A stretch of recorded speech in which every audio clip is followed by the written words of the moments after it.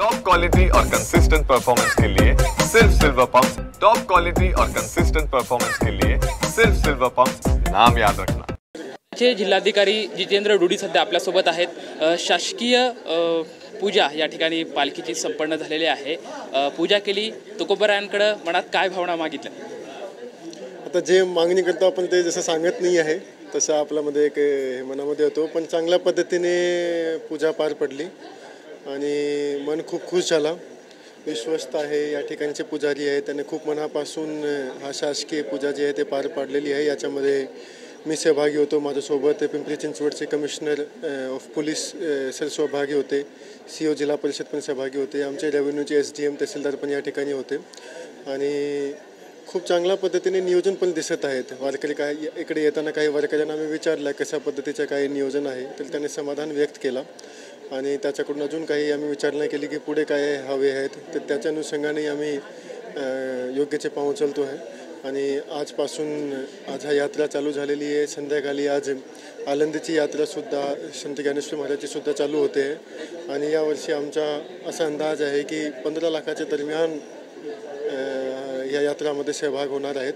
तर सर्वांना आम्ही मनापासून शुभेच्छा देतो आणि आपली हा यात्रा चांगल्या पद्धतीने पार पडेल तसा आम्हाला विश्वास आहे। सर, खरं तर निसर्गाने यंदा भरभरून दिलंय, भरभरून पाऊस पडलाय, अनेक शेतकरी आहेत त्या पालखी सोहळ्यामध्ये दाखल झाल्यात, यंदा मोठा आकडा असणार आहे, त्यामुळे पुणे प्रशासन कशा पद्धतीने तयारी केलेली आहे पालखीचं स्वागत करण्यासाठी? नाही, म्हणूनच मी म्हणालो ना की यावर्षी आमचा अंदाज आहे की 15 लाखाच्या पेक्षा जास्त लोक असणार आहे आणि म्हणून आमच्या जे मागच्या वर्षीचं जे नियोजन होता त्याच्या 2 पट नियोजन यावर्षी केलेलं आहे। म्हणजे औषधपासून म्हणजे बाकीचे सर्व गोष्टी आहे त्या सर्वाचं आम्ही 2 पट नियोजन केलेलं आहे, जेणेकरून कुठलीही गोष्टी जी आहे ते कमी पडू नये।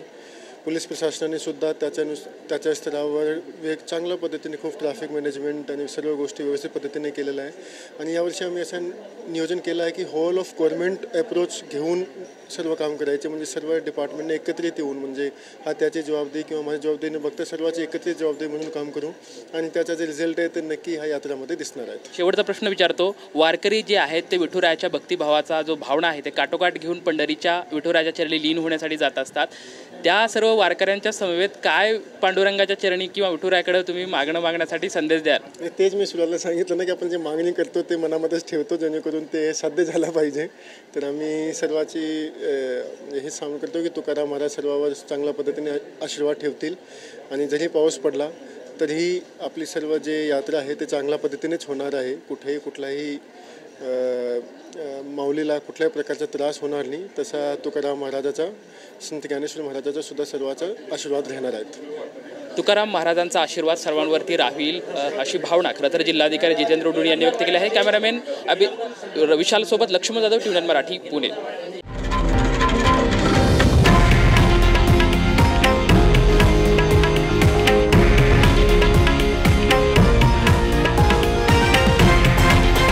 हे आहे देशातील नंबर 1 न्यूज नेटवर्क आणि आपण पाहत आहात TV9 मराठी, एकमेव।